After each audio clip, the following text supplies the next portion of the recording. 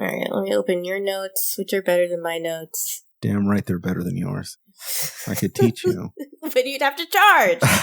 And I don't have that kind of money in my budget, Alex. It's fine. I'm already making enough from you. Yeah, I ended up realizing your notes contain all the things that I would put in my notes. So I just started being like, I don't need to write my own notes. I just need to mark if there's any special thing that I wanted to say down on a notepad somewhere. I'm glad I can add some kind of value to this program. You add a lot of value to this program, my friend. Don't worry about that. My walking DC Comics encyclopedia is so useful because I just don't know the answer to a lot of these things. And I was afraid that a lot of the podcast prep for me when I was thinking about doing this was going to be research. But you've already done all of it. No, that's what I'm here for. I'm here to have all the research and for you to react at. That's our dynamic here. I love it. And then I'm here to have like weed thoughts, essentially. Yeah. Like to decide which characters are brats and which are Swifties. That's true. You're right about Question being a Swiftie. Esper, include this in the episode somewhere. Yeah, absolutely, yeah. We just like the lore. He would be a full-on Gaylor is the thing. Oh, yeah. And he would be terrifying. He would also be a Larry. One of the people that think Louis and Harry from One Direction are fucking each other. Yeah. I think the weekend that Alanis Morissette's Jagged Little Pill dropped, he showed up at Dave Coulier's house. Like, yes! I know what you did. Just standing outside the window. It's like, did you think the reference to going down on you in a theater would go unnoticed? Oh, you thought you were slick, weren't you? Yeah, it's a full house, all right. Full of betrayal. A house full of lies.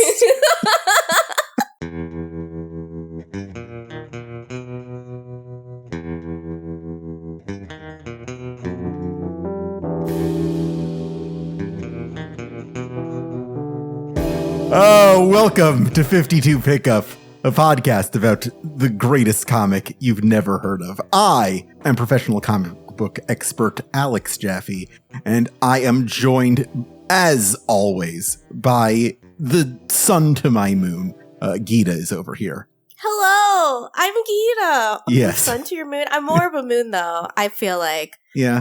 I'm the moon to your sun. You're usually full of a lot more energy than I. Like 3 p.m. when we record is about when I settle in for like nap vibes in my normal life. So you are always so much more awake than I am when we record.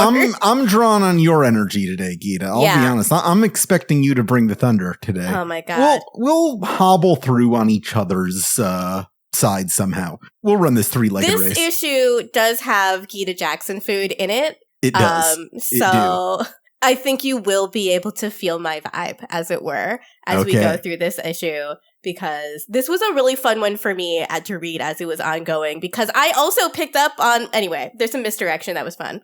Yeah. Do you want to talk talent? Yes, let's talk talent, my friend. You're doing all the talking on this, because I don't know. Not much. Just usual guys. Eddie Bowers is back. Rob Stull is back. Listen to some old episodes. We talked about them already. 52, we're nearing that halfway point, so it's kind of found its groove. It's around this point that it gets announced that Steve Wacker, the editor of these comics, might be leaving at some point soon. Terrifying. He's getting ready to pack up and go. It's going to be a while, a couple months until he finally does that. But like, considering how important Steve Wacker has been to the entire construction of the series to make it a thing, the idea of what it will be like after he leaves is kind of terrifying. But fortunately, it seems like he did a lot of setup to keep it going up until the very end. We are living in the benefit with the benefit of this being in the past tense, so we know that they pulled it out. But this is like, to me, the scariest thing that could ever happen to a long-term writing project as a writer. Right. If your editor was like, okay, bye-bye. I was like, what am I supposed to do? Yeah, right in the middle of the most intensive, high-risk project that DC has maybe ever done, Marvel offers editor Steve Wacker more money than he's making at DC to jump ship. Oh my God. Is it to sabotage 52? I didn't say that. I'm just posing the question. Here's the thing. I regularly DM the editors that I work with, like, am I insane? Do I sound insane here? Like, I've gotten a little bit looser on using the word insane because my mental health issues are so much more intense than I originally considered. So now I feel like I have the right to be like, when I say insane, I mean me, and I mean it in a real literal sense. Like, I'm a little bit off kilter, I'll let me say.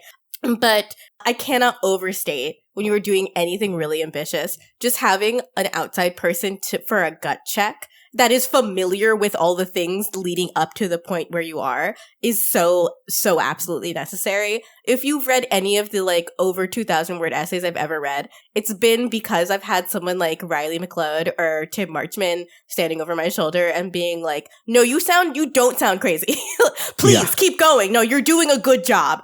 That's like, people love to, I mean, there's all these like high profile examples of writers like Stephen King and Jalin Cowling Rowling saying they don't like love editors and they don't use edits and they edit while they write by themselves. But to me, like, I can't put anything out into the world unless someone else I respect has read it and tells me that it isn't stupid. My editor, the main comment I get from him is, this is all great, but you need to cut like 75% of it. People will not read this much. That's so true. Yeah. I hope you're putting all of that in just a different doc somewhere. Oh, no, I ignore him.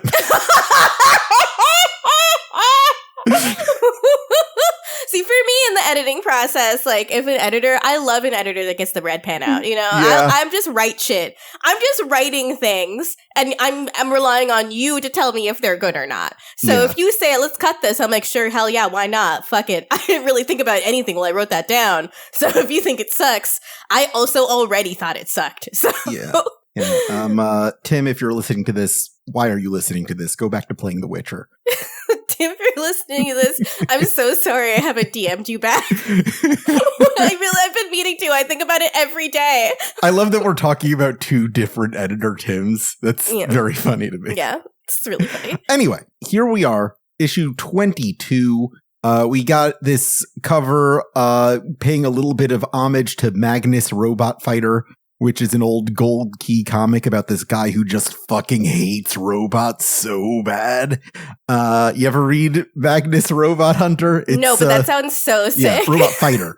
I'm gonna read that. So my husband, this is the first husband mention of the episode. Hey, he is a very big fan of like noir pulp fiction. So I'm absolutely he bought a used copy of Man with a Golden Arm one time because I had no idea what it was, but he's like an aficionado for this, so I have to ask him if he's heard of this because I absolutely want to read it. Oh yeah, this is some classic 60s comic stuff. Yeah, this cover also in particular, it has Dr. Magnus in the foreground, beautifully illustrated and colored, and then a really like bold, very 1960s style, like paper cut collage style, just looming figure of a big old robot in the background with also the alchemical symbols for mercury, platinum, etc., which I all know from Sailor Moon. Oh, is that how you know? Yes, because they have the symbols on their foreheads. Like Mercury has the symbol for Mercury on her forehead. God. You know, she's the only Sailor Scout who's liquid at room temperature. That's true, because she's always crying about some shit. Man, they really did their homework. Yeah, Naoko Takeuchi, you really did it out there. But it feels like a rerun at the idea for the cover for the one where Booster is just kind of running out of time. Like, it feels like another attempt at that same kind of idea, but way better. like way better. I mean, what it makes me think of is the North by Northwest movie poster. That's such a good pull also. Yeah. It really, especially the Criterion edition of their Blu-ray cover, where it's just Cary Grant and then like the classic sort of paper cut collage background. It's great. Another one I would happily buy a full-size poster print of. Sure. You know, in Batman the Brave and the Bold, the cartoon, for some reason, they just change Will Magnus's name to Milton Magnus because it sounds better. He's like, you know what? I respect it. I don't know why that's coming to mind. Let's talk about that for 1 second. Will Magnus I don't know, Willie. Weirdly, just sounds too much like a normal man for the kind of character that he is. Yeah. You know, I feel like he should have an old-timey name like Milton or like Arnold or something. He's got that big old corncob pipe in his mouth. Exactly. He's very much illustrated to look like Robert Conagher for some reason. Yeah. I feel like maybe he could have gone with a William and it would have felt more congruous, but he is supposed to be, and as we'll see in this issue, like a relic of a bygone age of the zany 1960s. And Will is just, I know too many Wills that are just like normal guys. That's a name that knows what text messaging is. Yeah. We need to give him a Milton. Let's flip the page and start cracking into what actually happens this week on day 1. We are opening in LexCorp Tower, week 22, day 1. Got a bunch of guys who are briefing him on their findings about Supernova, this mysterious hero. Remember a couple weeks ago when Wonder Girl had that rendezvous with the mysterious supernova on a roof? Mm-hmm. And he's just like, please don't talk to me, ma'am. Respect my personal space. Yes, I love that. Yes. Well, it turns out they recorded that whole conversation. He knows who Cassie is, and they're showing him the findings. That showing him that that they caught Cassie calling him Con-El under her breath, and they're like, "Hey, good news! Your son is alive." Yes. So. Convoluted backstory for Con-El, the mutant, the clone of Superman. Yes. His origin first started with him, if I'm recalling correctly. I'm relying on you to fact check me. We get the Politico factometer going here.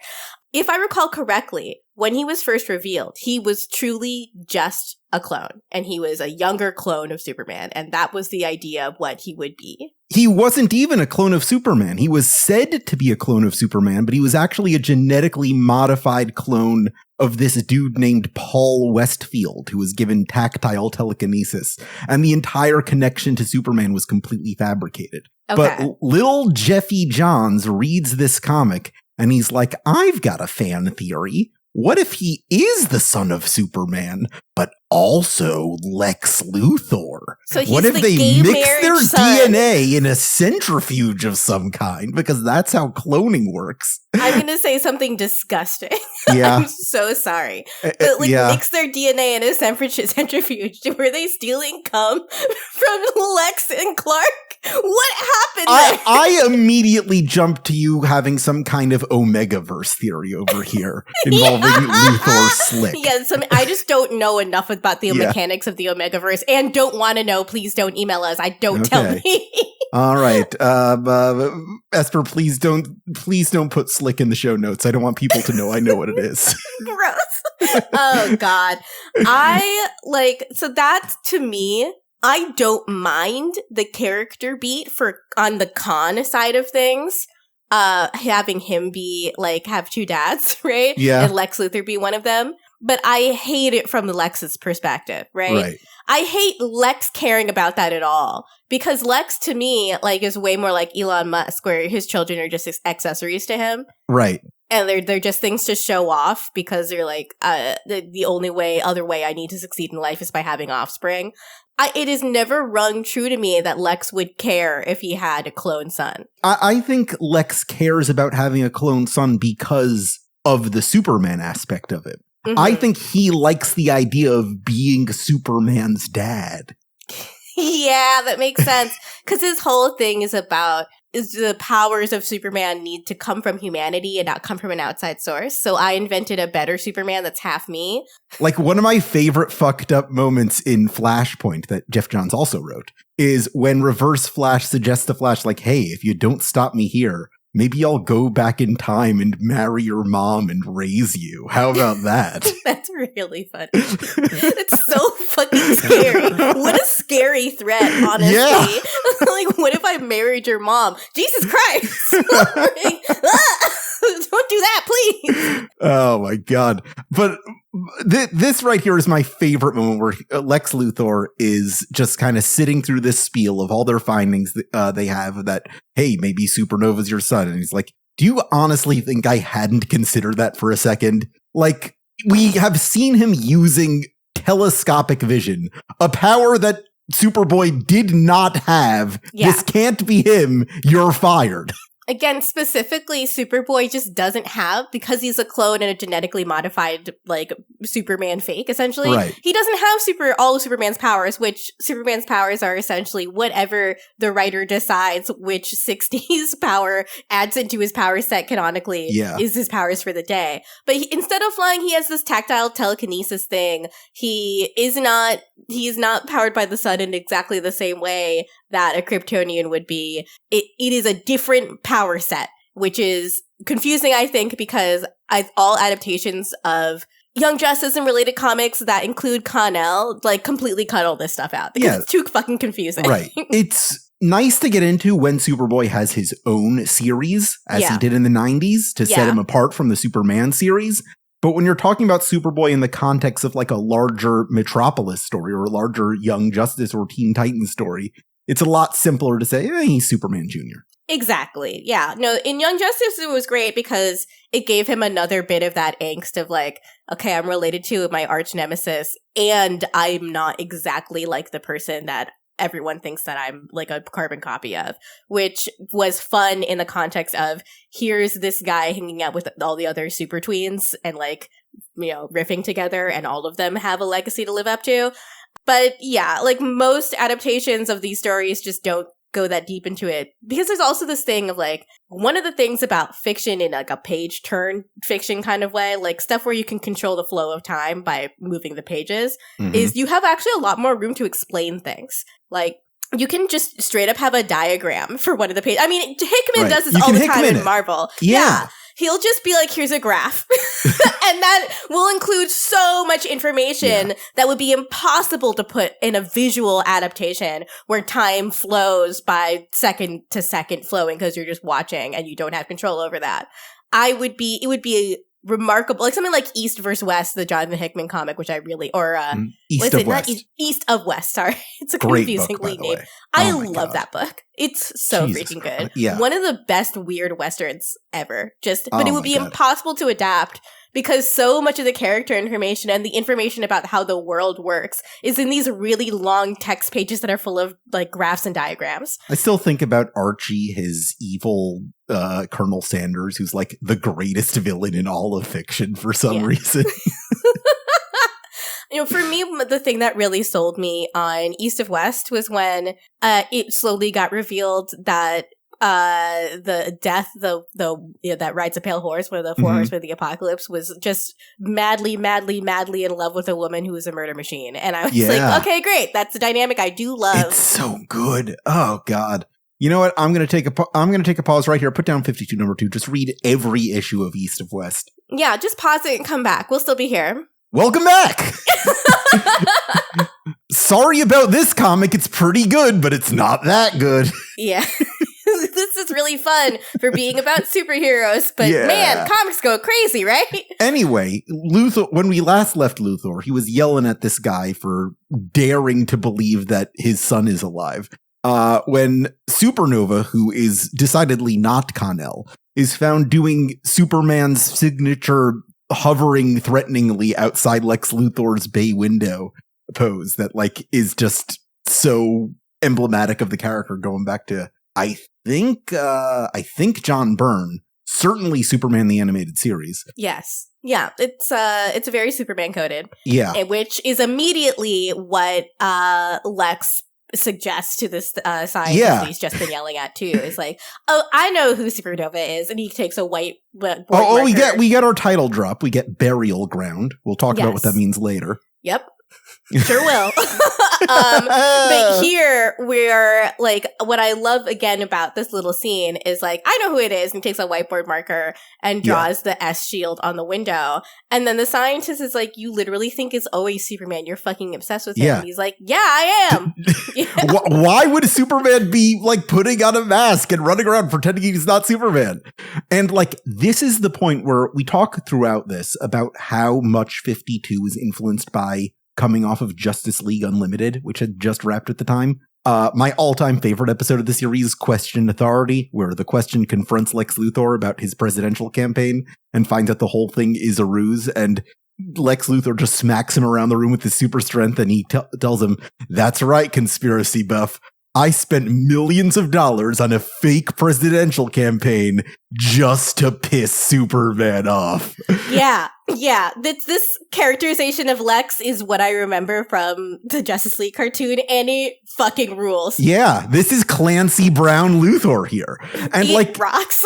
Just like Donald Trump, who just reflexively accuses everyone around him of doing the things that he himself does. Yep. He can only imagine that Superman is doing all this to mess with him, because if he was Superman, he'd be doing the exact same thing. Yeah, he lives in a Lex Luthor-centric universe where the world and all of the stars in orbit revolve around Lex Luthor. So, of course, Superman is always thinking about Lex Luthor because in his imagination, everyone in the world is thinking about Lex Luthor. He's the richest man in the world, and he's Lex Luthor. So this is the point where we finally get to the reason Luthor has been setting up this Everyman project.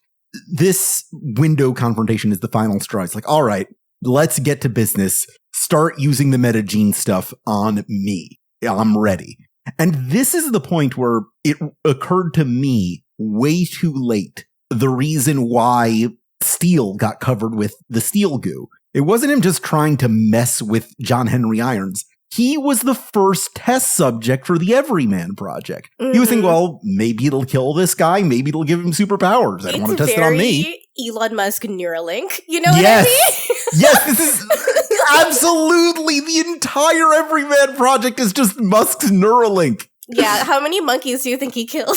Yeah. Do you think he has a switch that can turn it off? Oh my god. Elon Musk absolutely has a turn off Neuralink switch.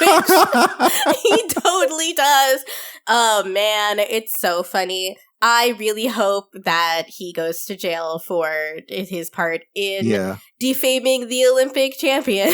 Yeah, see the well theory from our last recording. Yes, exactly. I think if he doesn't go to jail, someone should just find a really big well and push him down forever. On a bonus episode, I described my well-based theory of justice. It was just like, I don't really feel comfortable personally saying who should live or die. I don't think that that's like right for a society to determine individuals whether they should live or die. But I do think some people would really benefit from being pushed down a big well, never to be heard from again. Yeah. And like, they don't have to die down there. I'll give them some sandwiches. They just need to think about what they've done. Yeah, phantom zone them. Exactly. Just, you can go in timeout. We don't need you right now.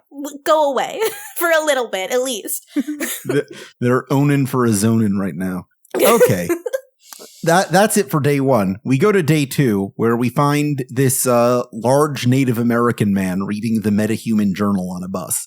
It's a fastback bus, kind of a cute reference to Fastback of the Zoo Crew, the super speed turtle who rounds out the Captain Carrot's team from the fan favorite 80s cartoon funny animal superhero team. Because, that's the kind of cute thing you do. And he overhears this central casting sleaze bag hitting on this lady who's coming into town to get superpowers. And we know that this is a good guy. He's demonstrating his save the cat moment over here, this character we're just meeting. Yeah, exactly. He kicks him out a window. Yeah. Or something. It's just, it's cut to this guy is flying out the window of this bus. Yeah. He calls him Shitting Bull. Yeah. That's kind of a good burn. That's very racist. It's fine if in the next panel we see him flying out a window. Yes, that's exactly the only time it is fine. Yes. It reminds me a lot of now outed sex creep Joss Whedon used to say that in the season of Buffy where Buffy has sex with Angel and then he loses his soul because he experiences a moment of perfect happiness afterward, that writing the now unsold Angel's manipulative, mean things that he says to Buffy in the morning after, like, made him feel like such a fucking asshole because he could think of them. Yeah. Yeah. It's like, sometimes you have to use the power of writing for evil, but then you can use it for good. But it turns out he was saying that shit to people on set every day. Yeah. Yup. It turns out he was also using his powers of writing for evil in a different way. Yeah. What I'm really upset about is that I'm letting people know the kind of shit that I do. Yeah, exactly. I was letting the game away. So in the next page, we learn from the conversation that this large Native American man has with the young woman who is going for the metahuman project, that this central casting sleazeball has been arrested for rape multiple times, which feels like they must have an incredible, like, if she's getting convictions, that's, like, really scary. Yeah. You know? That man should have an ankle monitor on him. It is so hard to be a person with a rape conviction on file. But we also learn a little bit more about this character's, like, general temperament. He doesn't really give a fuck about any of this. And he's cynical. And he says that he basically wanted to throw that man out the window because he wanted to get into a fight. Yeah. We've learned that he is a veteran. We learned that he may have been dishonorably discharged. His name is John Standing Bear. He is a character who has never appeared before this issue, but has a mysterious connection to DC's ancient past. This lady is clearly a little bit into him, but he's like, "Oh, I'd only be trouble. You gotta stay away from me." Yeah, one of those types. Every race deserves one of these. Yeah. At least one, you know? Sure. I got no problems with John Standing Bear. What's the Jewish version of, "Oh, I'd only be trouble"? That guy? That's a good question. Like too many diasporic Jews are like, they would just try to make a joke out of it. It would be like, "Oh, I don't want to trouble you." Yeah. I don't want to be a bother. I don't want to be. Yeah, that would be it. That's how they would say it, right? If this was. God. Okay, then we move into day 3 of the week 22 after that. This is a week with some structure, baby. We got stuff happening on Sunday, on Monday, on Tuesday. Yeah. This is me looking at my Google Calendar and feeling really stressed out. Yeah. Lex Luthor is getting tested for the metagene. He's been through it 12 times. They're not getting any results. And Luthor throws a chair. He's very mad. I'm so excited to see this upcoming James Gunn Superman movie because, like me, James Gunn is also really online. Yeah. And he must come to the same conclusion I do, which is like, this is so prescient for like how, not only how the media treats figures like Trump and Elon Musk, but like they act exactly like Lex Luthor. I absolutely cannot fucking wait to see Nicholas Hoult as Lex Luthor throwing chairs like this. I think he could really fucking kill it. If you haven't seen the first season of Skins, like, watch that and know that the character of Lex Luthor is in really good hands. Since he was a teenager, Nicholas Hoult has been playing the worst, most evil man you could possibly imagine. I saw him as Peter the Great. I know what he can do. Oh, man, in Skins, it's so good. He just goes throughout the entire first season of Skins, deliberately ruining all of his friends' lives and egregiously cheating on his girlfriend. And then when he finally gets confronted by said girlfriend, he gets hit by a bus. It rocks. It is like such an incredible moment of catharsis. Oh boy. Just like they Regina Georged him. Yeah, they Regina Georged him, but for real, she got hit by a bus. It goes into a coma. It felt so good to watch that first time. I was rooting for the bus. I was cheering for it. It felt amazing. Then we go on to Wednesday, which is where we get the reason we're calling this issue Burial Ground. Because we got a bunch of Native Americans here. Get it? Get it? Get it? You get it? Gita, you get it? I don't get it. Can you explain it to me, actually? No, I was honestly asking you if you get it because I don't. Somebody explain it to us. This is ironically my favorite method when someone is making a racist joke. Yeah, like, I don't understand why that's funny. Can you explain that to me? I'm just wait, and then they can't. Yeah, I was a little bit setting for that. Yeah, but yeah, here we are. This John Standing Bear has come back to Metropolis, a place he clearly does not want to be because he needs to bury his grandfather. Yes. That's the sum up. He is here for a funeral. He's Native American, so burial ground. His ailing father, who's walking around on crutches, tells him, well, your grandpa's dead, so it's time for you to take up the family destiny. You've been neglecting it for too long. You have obligations. You got to take up the Manitou Stone and become Super Chief. Now, what do you know about Super Chief? Nothing. I'm desperate to know everything about Super Chief because even though I think the correct native writer could write an incredible comic based on this premise, I don't know if any of those writers are in the room with us right now. No. No. I mean, Grant Morrison's not going to do it. No. And you can see that Grant Morrison had his hands, their grubby little hands in this issue because later on, Will Magnus does the Damian Wayne thing. Oh, you see that all the time before Morrison introduces Damian. It just, catches on because Damian is the guy doing it all the time in the main Batman book, and it kind of becomes his tick. But like, if you go through Morrison's bibliography, that's just how he writes down a character like tisking at you, just like clicking his teeth. Yeah. It's a character. It's like how Christopher Priest will always spell Y-A-H. Just kind of a writer quirk. It's just kind of a writer thing. It's like why I insist on not capitalizing the B in black because I don't think any other race should be capitalized either. So, that's fair. Right? It's not for me to say, but you could say but it looks better. We don't need that many proper nouns, right? Like, that's how I feel. It's not that important or it doesn't even make that much sense, like the way that we conceptualize race. We don't need to be capitalizing that shit. It's all fake. After the end of World War II, the superhero which had taken comics by storm was in decline. And we see titles like Western books and horror books and romance books in the late 40s and 50s really taking off. And two Western titles, All-Star Western and Western Comics, are two of DC's like most reliable sellers through the 1950s. But what happens is that Julius Schwartz comes up with this idea to revitalize all of their heroes for the Silver Age. That's what causes the Silver Age, is Julius Schwartz just saying, hey, let's put a bunch of modern for the time science fiction concepts into comics.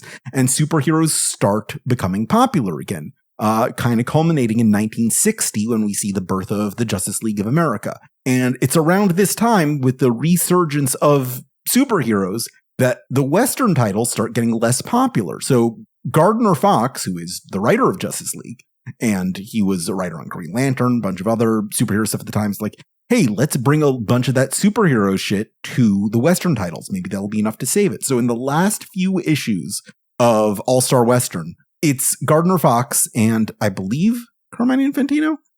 Yes, Carmine Infantino, who decide, let's tell the story of the first American superhero.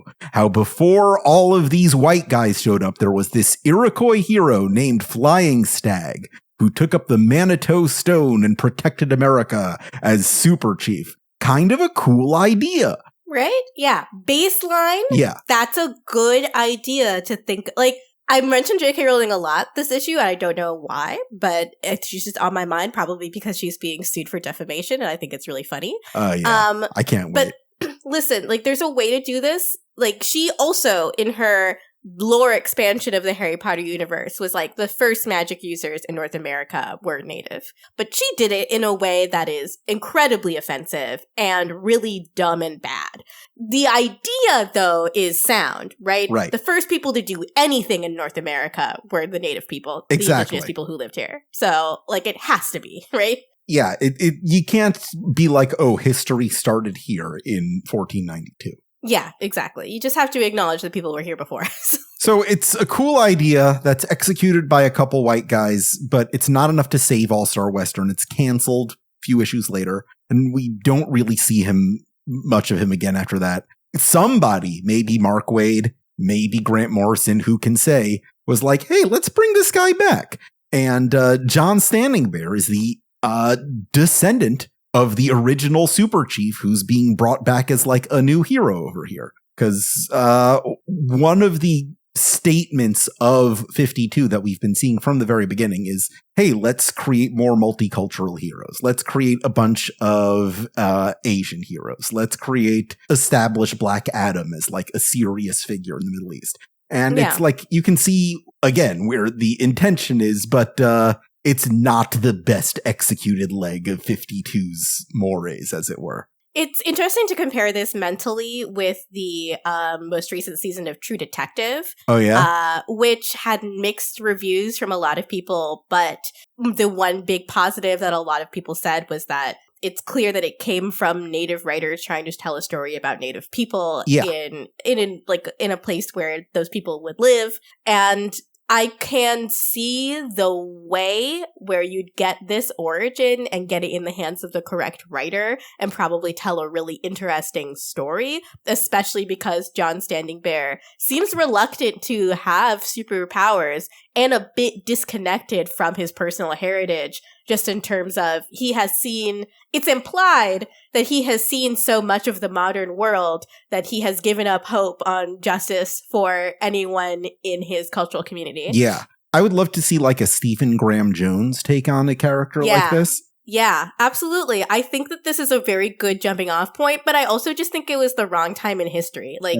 now I think would be a great time for a John Standing Bear as Super Chief story. But I think the one big thing is that they would not be able to, they shouldn't use the term Super Chief. Yeah. He should use the Iroquois word, because that's just way cooler, right?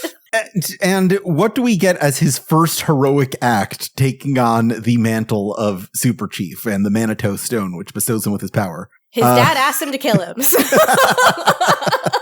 He just his dad's straight like, up smother me with a chokes pillow. his dad to death with a pillow. He's like, well, I can die now. I've passed on the stone. Do you want to do the honors or? Like, no, okay. Yeah, it's very if you're not going to do it. It's a really hot illustration, though. Yeah. He looks so sexy choking at his dad. He's like ripped. And it shows, like, it's the first full, like close-up full body shot we have of him in, like, just a t-shirt. The t-shirt is clinging to his muscles. It looks like they just colored on a shirt over a nude illustration. Like, we're finally getting the first, like, kind of, like, lurid shots at a male body that we usually are reserved for, like, Renee Montoya's ass or whatever. But for some reason, he's got to look real cunty while killing his dad. Like, go off, King. I don't understand it. Gosh, I wish this character. If someone's interested in bringing this character back, I would really enjoy it. I think that there's a lot of really cool, like, Native fiction that I've been into recently, and it's beyond. It's way past time. Yeah, basically. But it's not time for that. It's time for Thursday. It's time for Thursday, baby. It's not Friday. It is Thursday. Lex Luthor is opening up the Lex Luthor School of International Business Studies and Policy, and kids who can't read good want to do other stuff. I love the design of this building. Just from robber barons used to donate university wings to college campuses all the time. It has the same kind of architectural style as those, which is trying to look like classical Greek and Roman buildings. It's which is Witness Me. It is very much Witness Me. It is very much look upon my work, see my deed. You know, like his ego has gone into the entirety of this building, which also bears a resemblance to the White House. Yeah.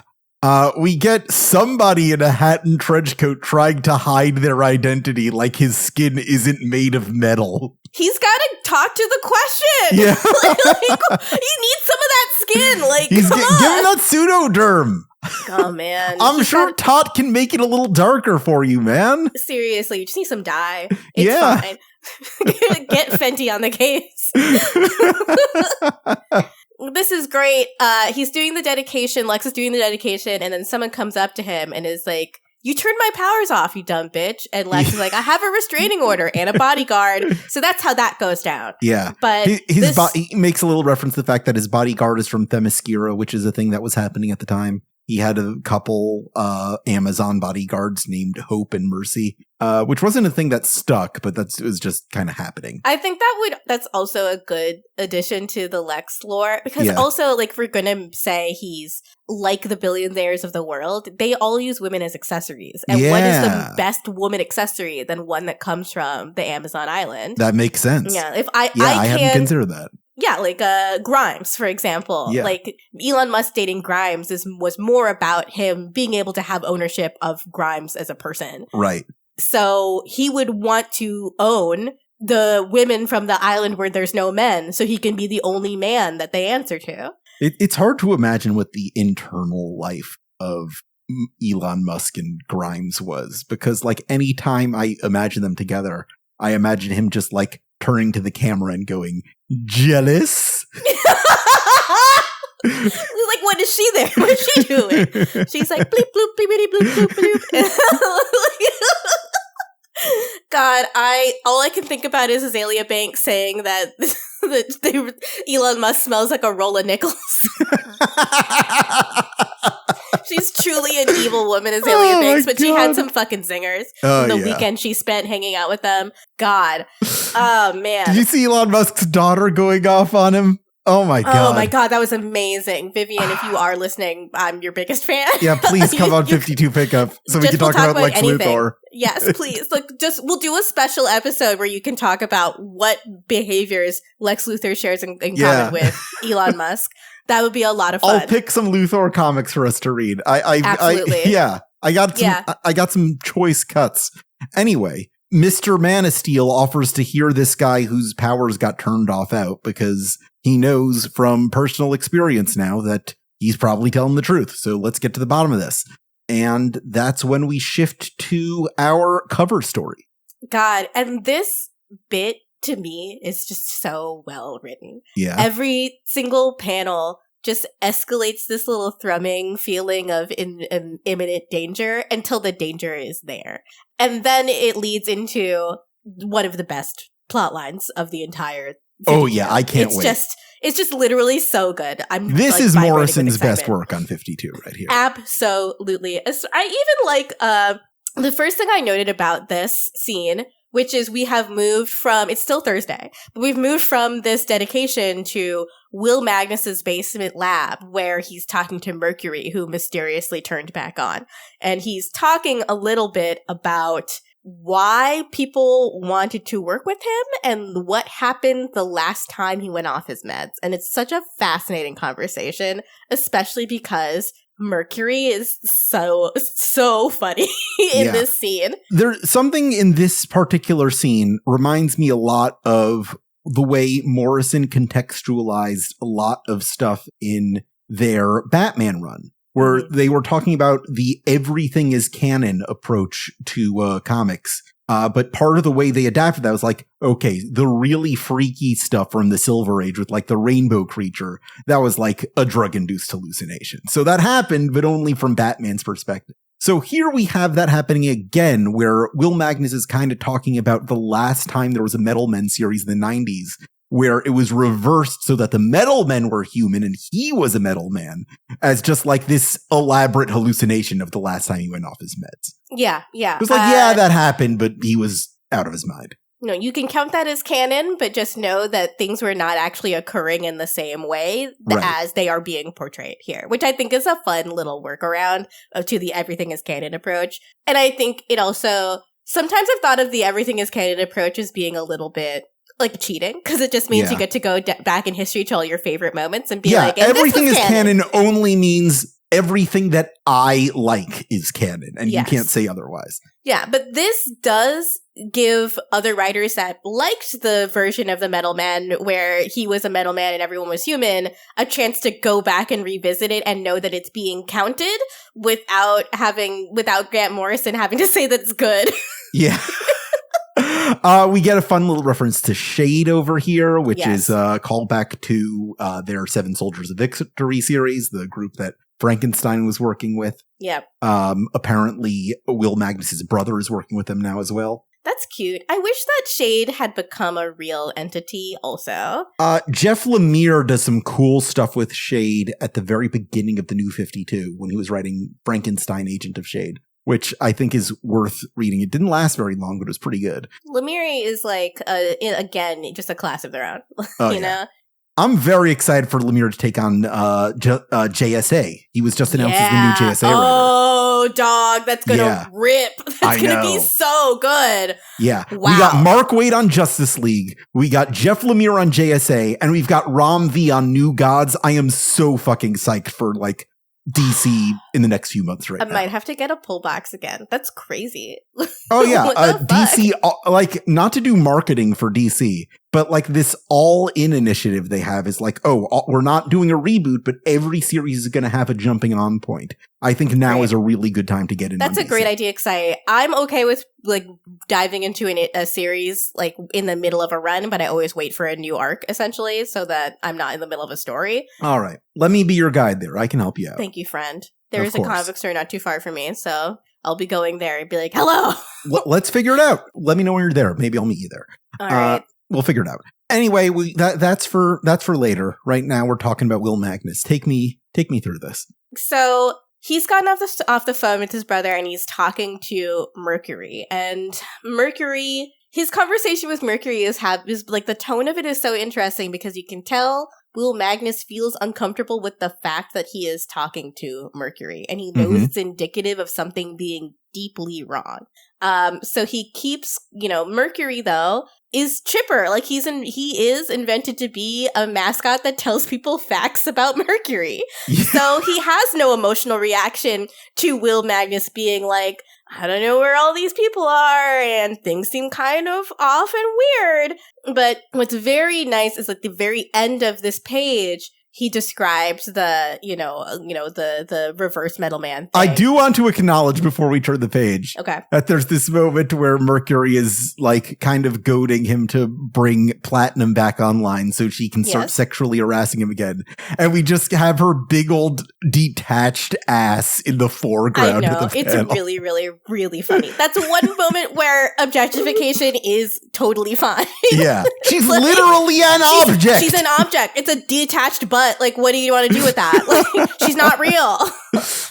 But yeah, Magnus I think he's like prepping a cigarette, and he's describing to Mercury like his previous times where he's had mental health problems revolving around the metal man. I think that's a pill bottle. I think this is medication. Is that a pill bottle or is it a cigarette? No.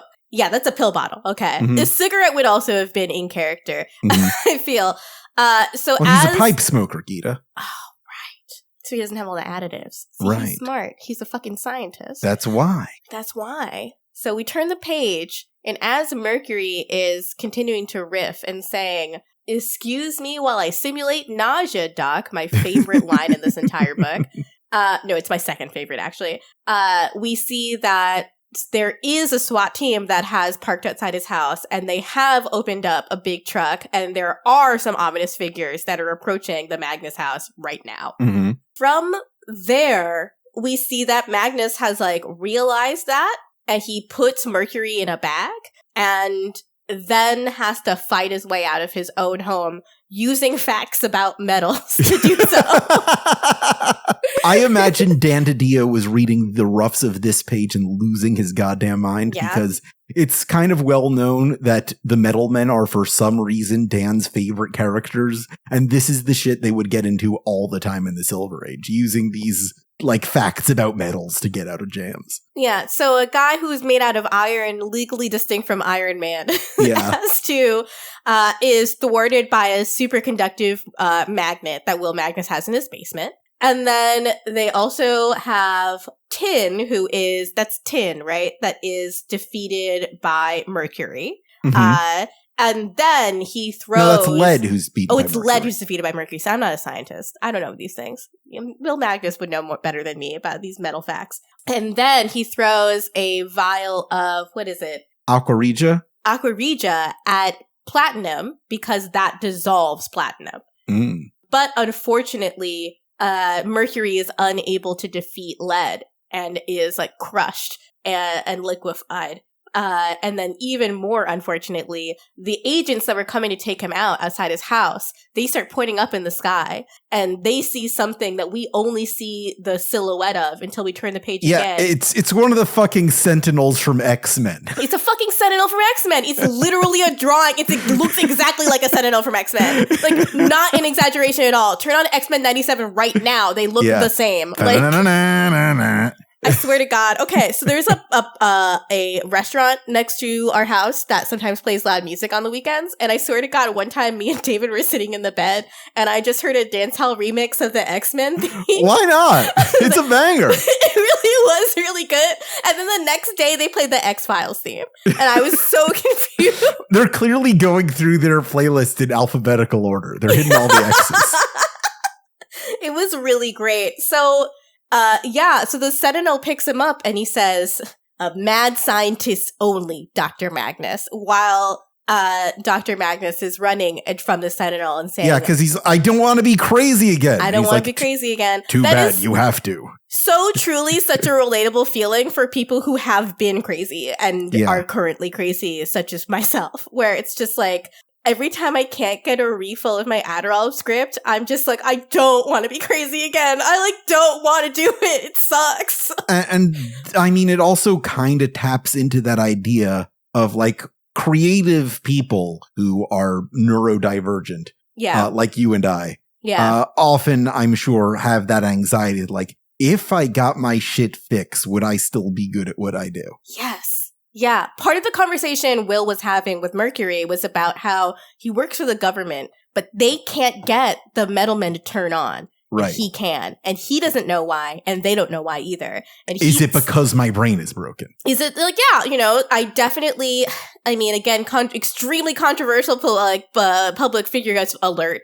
But it's been on my mind because my husband David is obsessed with the new Kanye West controversy, which is that Milo Yiannopoulos posted about how Kanye West goes to a dentist that is famous for being the most jacked dentist in the world. and that's not the end of the story. Yes, that's his thing, is that he's a really muscle dentist. He's a really jacked dentist. I saw a picture of him and he is really jacked. I'll find a picture. Does he have beefy fingers? Is it hard for him to get in there? It must be. You must have a big ass mouth. Yeah. You don't want a big dentist. You want a tiny dentist so he can fit in your You want mouth. a ballerina dentist. You want a dainty little dentist. So the most jacked dentist has gotten Kanye West addicted to nitrous oxide. Oh my God. Yes. And there were texts that were leaked where Kanye and the most jacked dentists in the world were texting about how they want to get nitrous legalized for recreational use. Yeah. Which sounds really, really, really bad. But this does remind me that in Grant Morrison's Seven Soldiers, they make reference to a character we never see named the Crime Dentist. That might be who this is. Yes, Grant Morrison, we've emailed your agent. We have so many things we need to tell you. No, but Kanye, part of the thing with Kanye has said, and when he was married to Kim Kardashian, that she said about him was that he doesn't like being medicated for bipolar disorder because he feels like it takes away his creative urge. Right. I've known people that have bipolar disorder and are also working artists, but they're medicated and they don't behave like Kanye West. So there is something else in your brain. No, the chemical imbalance does not excuse the anti-Semitism, Kanye. No, I'm sorry. Sorry, no. I know that when you're in a state of delusion or psychosis, you can often say these things because you believe all conspiracies are real. But Kanye has been saying these things for so long. I think it's just something he actually believes. So I don't think Kanye is in danger of being taken to Mad Scientist Island. No, I don't think they want him there, honestly. I don't think he's... They don't need a backpack rapper. No, they don't. And they also don't have enough nitrous oxide for him. We have the return of the backups, fortunately, blessedly. We missed it last week. Instead of getting a Red Tornado 2-pager that will go nowhere, we get the origin of Green Lantern. Why not? Why not? We got Mark Waid writing. We got Ivan Reis on pencils. Ivan Reis is one of the main writers on the artists on the Green Lantern series that Jeff Johns is doing at the time. What's very funny to me about these 2 pages is that Mark Waid is kind of aggressively ignoring everything that Jeff Johns is doing in Green Lantern. He's like, I'm going to do the Silver Age origin story of Hal Jordan. You can't stop me.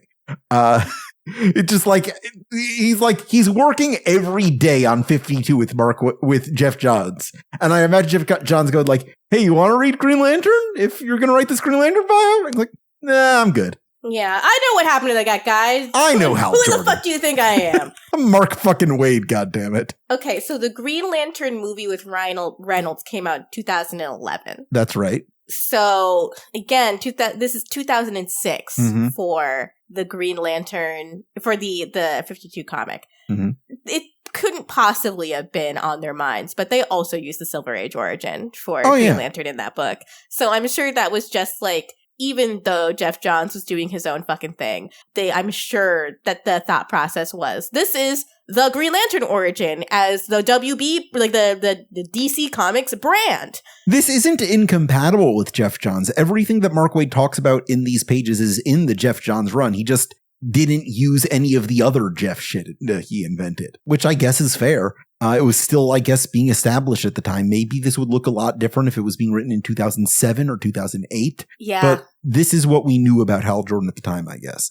But he's become kind of a very different figure by now. Like, when you talk about Green Lantern now, you can't talk about him without also talking about yellow lanterns and red lanterns and orange lanterns. The whole spectrum of lanterns. And that's all Jeff. Like, Jeff made all that shit up in 2006. Yeah. And it's good enough lore that it feels like it's always been real. Because, like, why a Green Lantern? What about the other colors? It makes sense. Yeah. But then it becomes the thing Geoff Johns keeps doing throughout his whole career. It's like, hey, Atlantis, what if there are 7 Lost Kingdoms? Hey, Shazam, what if there are 7 Shazams? Hey, the Joker, what if there are 3 Jokers? It's like the only thing he knows how to do is a multiplication table. Yep. What if there are 7 of them? Yeah. Just 7. The colors of the rainbow, members of the Justice League. There's just 7 of everything all the time. Yeah, the Nute Gunray philosophy of writing. This is getting out of hand. Now there are 7 of them.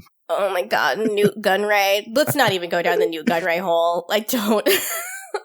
I live in the Nute Gunray hole. I'm sorry. You do live in the Nute Gunray hole. You've been slowly sliding down your chair this entire time you've been recording, getting more relaxed. That's you sliding into the Nute Gunray hole. It's like, I live here. This hole was made for me. What was your favorite scene this issue, Gita? My favorite scene is that final scene with Will Magnus defeating metal men with metal facts. Yeah. And my favorite line from that scene is, hang on, let me find it. If you can't trust the only metal that's liquid at room temperature, who can you trust? Yes, that is the full quote line. for this issue. It's so good. It's my favorite line, other than, excuse me while I simulate nausea, Doc. Like, I just love that character. When you introduce a Bugs Bunny into your comic book, I'm engaged. Yeah.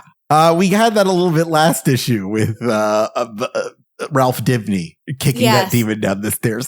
Shut up! Yeah, exactly. It reminds me, I've been rewatching the Lord of the Rings extended editions, and Pippin's role often is just to annoy Gandalf and to be like, what you doing? Yeah. Well, it looks like it's not working. Yeah, exactly. Fool of a took. I love it. It made me really happy. Yeah, it's just my favorite scene. I think it gets me so psyched for what's about to happen. And it's such a good cliffhanger because they end it on this note where it looks like Will Magnus has been exploded. Like the Sentinel explodes his entire house.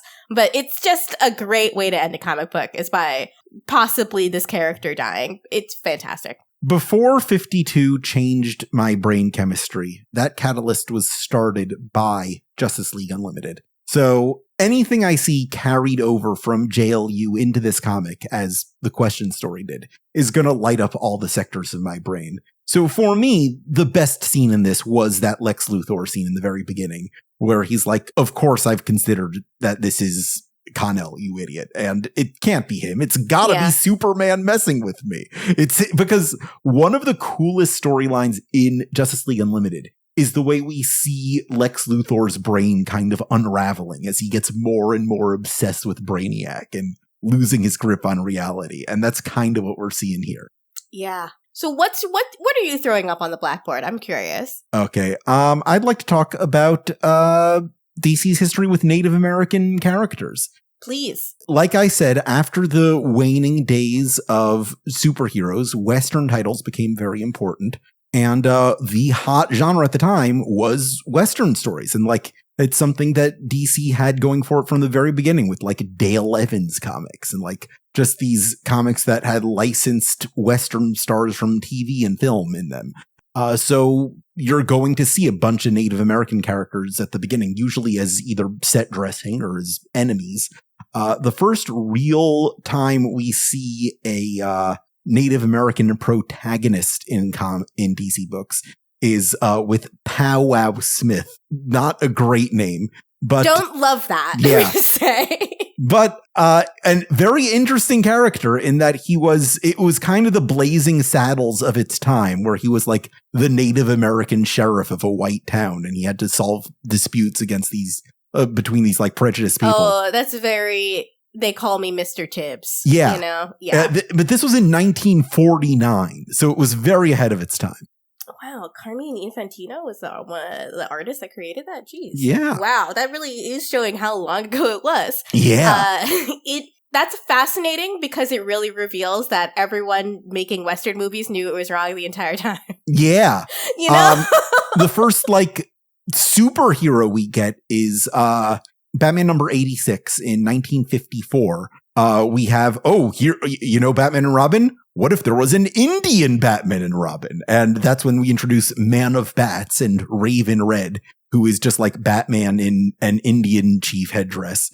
And that's a character that Grant Morrison thought, hey, it would be cool to bring him back, because that's the amount of cultural nuance they're capable of. Yeah, as a sort of Captain Planet-esque super team, Man of Bats is totally fine in that context, I feel. Yeah. Because it's just like, in the context of the Batman of the world, right? Where Grant Morrison brings it up. In the Street Fighter context of T-Hawk. Yes, it's totally fine. But that character is a cipher. Like, there's nothing going on there. He shows up for the Black Hand murder mystery in the Grant Morrison Batman run, and there's just nothing there. A lot of the other characters are more developed and have more to say and do, because, like, what are you supposed to say about Native American Batman? Yeah. I should mention Roy Harper, Speedy, Green Arrow's sidekick. Yes. He was raised by the Navajo, but like there's a kind of question of whether he's a white kid who was raised by them or if he is Navajo himself. It's never really been gotten into, and like no one's like ever really addressed it. Like we have no idea who his mom is or where he comes from. So it's kind of a fan theory at this point whether or not he's actually Native American, but it's worth discussing because he at least has that background before Oliver Queen takes him in. Somebody should take that on at some point. Nobody has. It would be nice.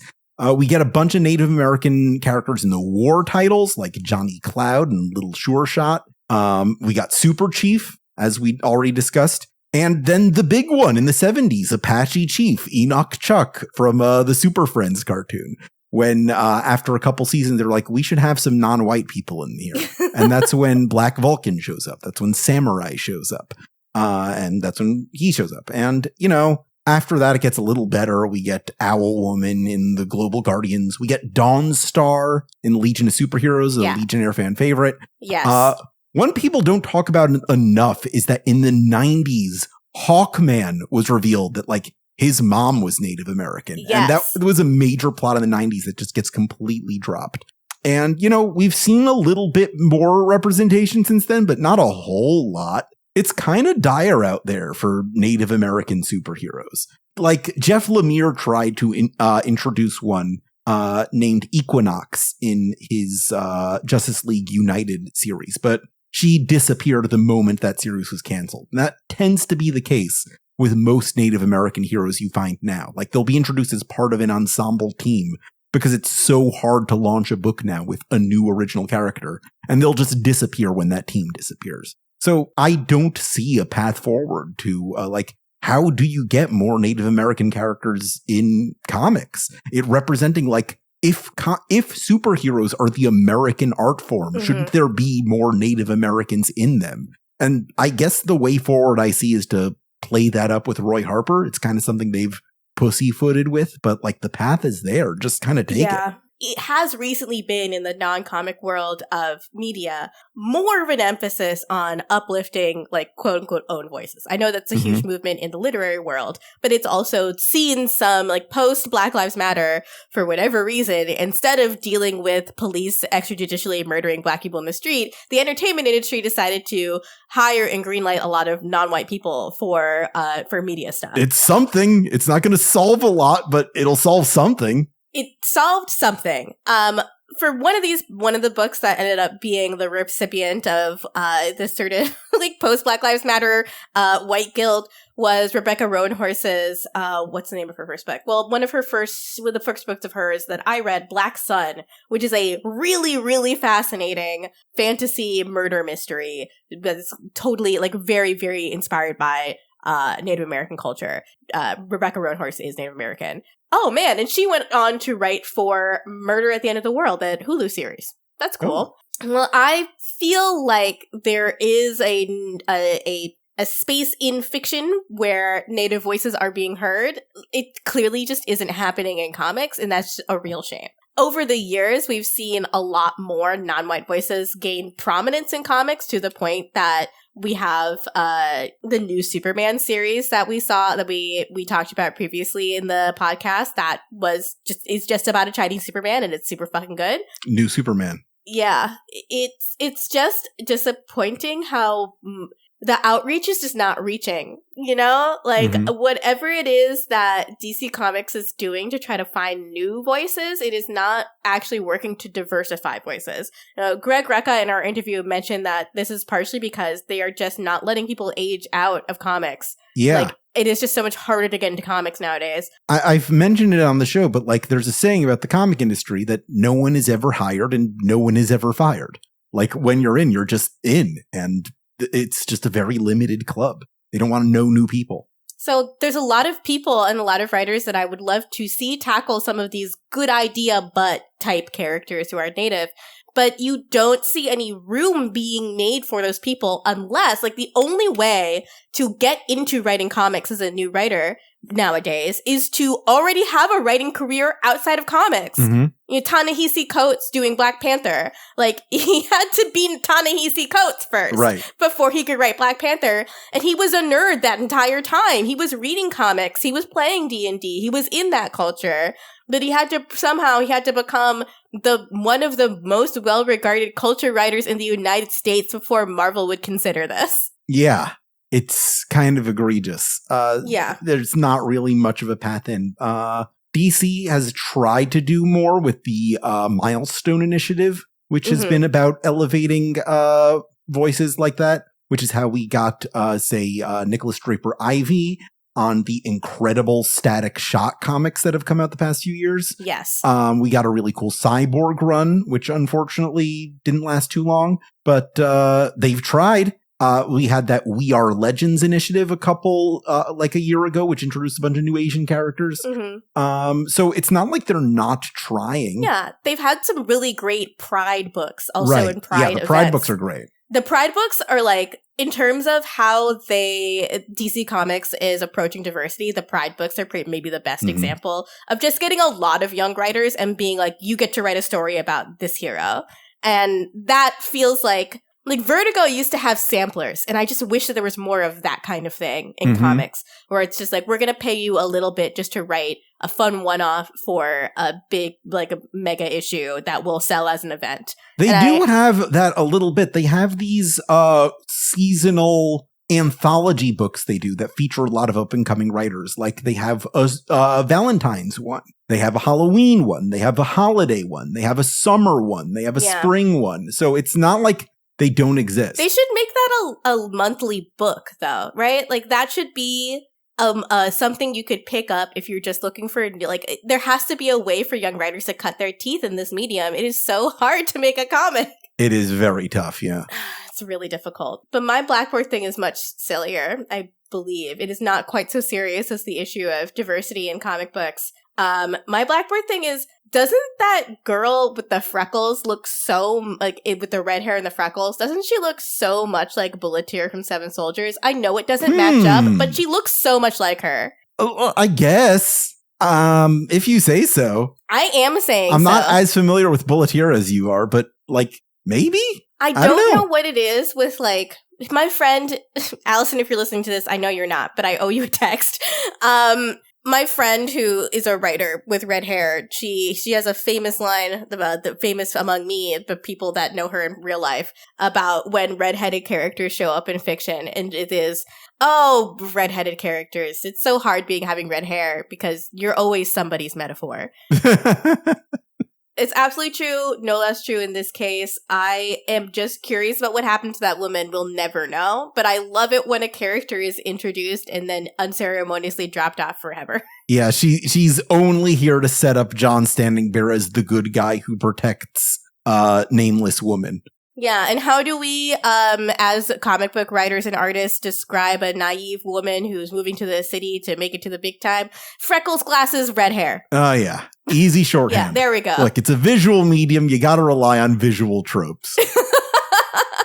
Okay, you want to go to the mailbag? I would love to go to the mailbag. Unfortunately, we can't go to the mailbag. We have to go to the Nute Gunray Hole instead. No! Because we got somebody asking us about Star Wars. Oh my god, I'm excited. Let's talk about Star Wars for a second. All right.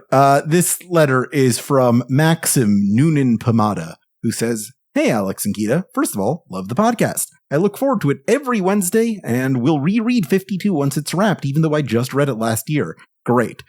Secondly, I'm listening to episode 19 right now and wholeheartedly agree that Star Wars is better when it doesn't revolve around the Skywalker dynasty. So if for some reason you needed more comics to read, I would strongly recommend the Dark Horse Tales of the Jedi from the mid-90s. It's basically the first time anyone tried to write an ancient history of the Jedi, and it's weird, a little messy, and owes almost as much to Conan the Barbarian comics as it does Star Wars, but it's really fun. Marvel reprinted them a year or two ago as part of their ongoing reprinting of all the pre-Disney Star Wars comics. Thank you. Love the show. Max.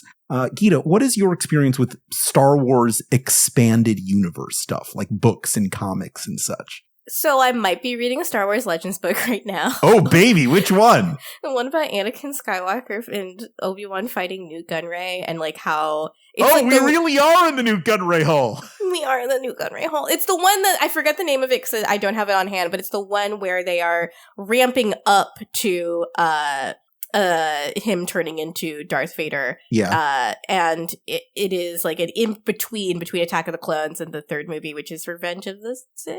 Yeah. Is this Brotherhood? I think so, yeah. That's not a Legends one. That's a new one. It's a new one? Yeah. Oh, I thought it was a Legends one because I also picked up some Legends book at the same time because everyone was telling me that the Legends stuff is like the good Star Wars stuff that I would like. Mike Chen, right, is the writer? I think, I'm not 100% sure. Don't take my word for it. But I've also read Kieran Gillen's Darth Vader book, which I thought was excellent. The one where he introduces the character Dr. Afra, who has now gone on to just be my a chaotic character daughter. in Star Wars. Yeah. Yeah, I love a character that's evil that actually gets to be evil. Yeah. Like on screen. Like she's always doing something really morally compromised, and I love that. Just like there's this incredible sequence in a later run of Dr. Afra where she's just doing something really selfish and really stupid, and her girlfriend at the time looks at her and goes, "Oh my god, I'm in love with an evil idiot."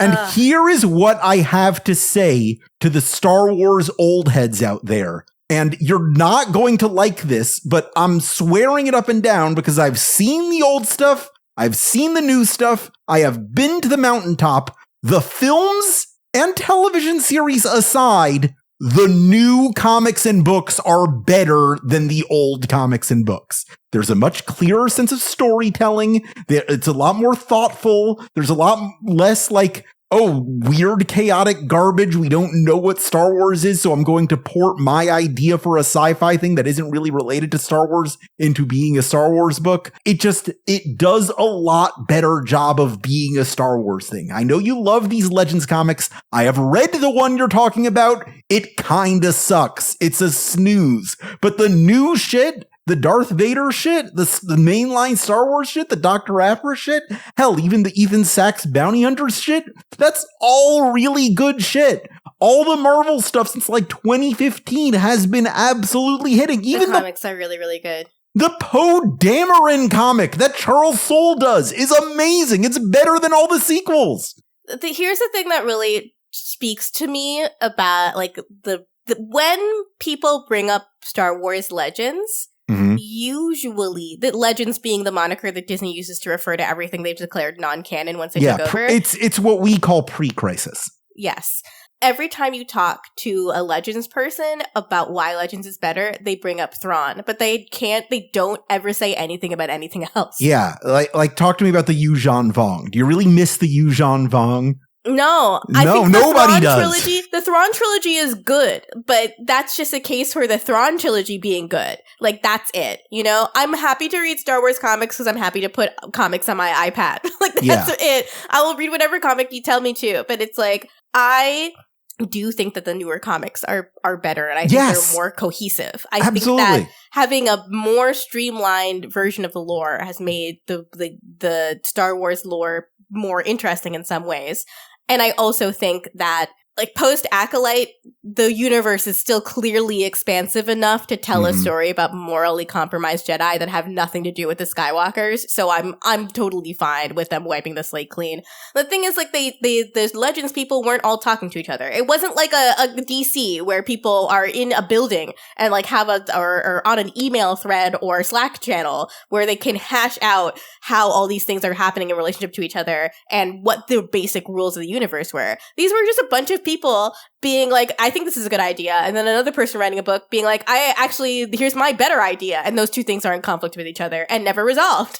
I will say, in terms of like good Legends comics, I am currently in the middle of the Knights of the Old Republic comic by John Jackson Miller, which tangentially has stuff to do with the video game, but not really. It takes place a little bit before. It's kind of like the same way that KOTOR, the game, feels like somebody's adventuring party in a tabletop Star Wars setting. This feels like a totally different party in that same setting. And it just does it in a really cool way that, like, you're very quickly enamored to these original characters and following them around. They don't have anything to do with the Skywalker saga or any even real grand destiny. They're just basically trying to keep their head above water in a hostile galaxy. And if you're looking for Star Wars stuff that isn't about Skywalkers, especially stuff that Disney had nothing to do with, then that's your guy.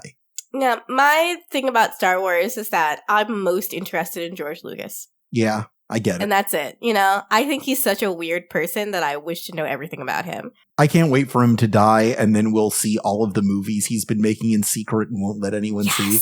I want it so bad. I bet they're all really weird. Open that vault. I bet they're so freaky. I bet they're so random and fucked up. I really want to see it. I bet none of them make any sense. I want to see them all. I want to see THX 1139. Yes, please. Gosh. Okay. Yeah. We had our Star Wars moment of the day. Time for me to take the temperature back down. All right. Time to climb out of the Nute Gunray Hole. Slippery in there. You might get stuck. Yeah. All right. Well, are you ready? No. Okay. Fine. Are you ready, though? Ask me in like 10 minutes. I'm not going to wait 10 minutes. It's actually too long. I have ADHD. What do you think I'm going to do? Esper, put in 10 minutes of silence at the end of this.